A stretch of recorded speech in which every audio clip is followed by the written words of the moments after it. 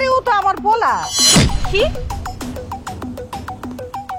কই, তুমি তো আমাকে আগে কখনো বলনি তোমার মা চা বিক্রি করে।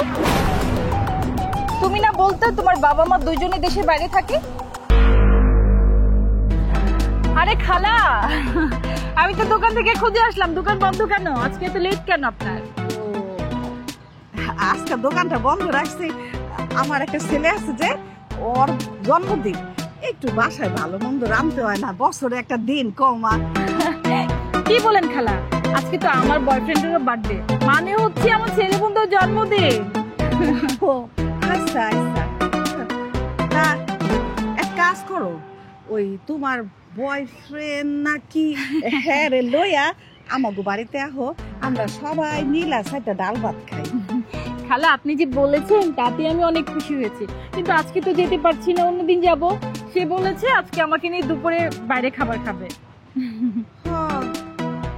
আজকালকার গোলা পান তোমরা কি যে হয়, তোমগো একটা কোনো দিন আইলেই বাইরে গিয়া পয়সা রান্না খায়। কে এই যে মা বাপেরা কত আদর ভালোবাসা দিয়ে রান্না করে, এটা মজা লাগে না পোলা পারে না।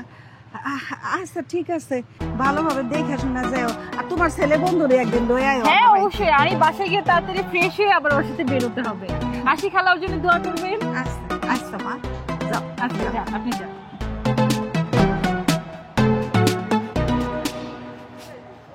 আজকে হচ্ছে তোমাকে আমি চা খাওয়াবো। কোন চা খাওয়াবো বলো তো? আমি প্রতিদিন যে স্টলটাতে চা খাই, উনি এত মজা করে চা বানায় বাবু, তুমি বিলিভ করতে পারবে না। আজকে সেখানে তোমাকে নিয়ে যাবো। মানে চা খাইতে কই নিয়ে যাবে? এত দূরে যাওয়ার তো দরকার নাই। এই তো একটু সামনে। খালা আজকে দুইটা চা বানাবেন, একটা চা খুব স্পেশাল হতে হবে, কারণ হচ্ছে আমি আমার স্পেশাল মানুষকে নিয়ে এসেছি। কি রে বাবা, তুই ভার্সিটি যাস নাই? কি ব্যাপার খালা, আপনি তাকে চেনেন? সেও কি চা খাইতে আসে আপনার এখানে? চিনুম না কেমনে? আরে ও তো আমার পোলা। কি কই, তুমি তো আমাকে আগে কখনো বলনি তোমার মা চা বিক্রি করে।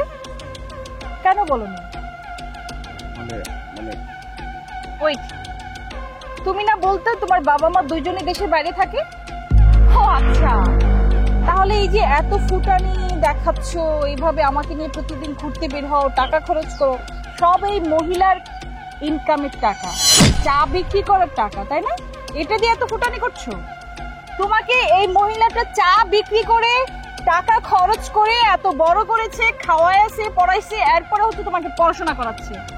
আর তুমি তুমি কি করছো? তুমি তোমার মায়ের পরিচয় দিতে লজ্জা পাচ্ছ, তাই তো? লজ্জা পাচ্ছ? ছি ছি সাগর, না আমার ভাবতেও ঘেন্না লাগছে, তোমার মতো একটা অমানুষের সাথে আমি প্রেম করি, আর তোমাকে নিয়ে আমি চিন্তা করি যে তোমার সাথে আমি সারা জীবন কাটাবো। কিভাবে সম্ভব? খালা আপনি যে বলতেন যে আপনার একটা ছেলে ভার্সিটিতে পড়াশোনা করে, অনেক ভালো, নম্র, ভদ্র, সেই ছেলেটা এই ছেলেটা, তাই না? আপনার একমাত্র ছেলে, যে কিনা আপনার নিজের পরিচয় দিতে সে লজ্জাবোধ করে। এই ছেলেটার এত প্রশংসা করতেন আপনি আমার কাছে। আপনি নিজের চোখে দেখুন, মানুষ বানিয়েছেন ছেলেকে। আপনি এত কষ্ট করে, পরিশ্রম করে, টাকা উপার্জন করে ছেলেকে মানুষ বানিয়েছেন, যে মানুষ নিজের মায়ের পরিচয় দিতে লজ্জা বোধ করছে। ছি, তুমি এই যে আমাকে দামি দামি ব্যাগ, সানগ্লাস, নেকলেস এগুলো গিফট করতে কোন টাকা দিয়ে? কি করো তুমি বলো তো? হ্যাঁ বিজনেস, তোমার বাবা বিজনেসম্যান, রাইট? তোমার মায়ের এই পরিশ্রমের টাকা খরচ করে গার্লফ্রেন্ডকে চালাইতে লজ্জা লাগে না তোমার? লজ্জা লাগে না?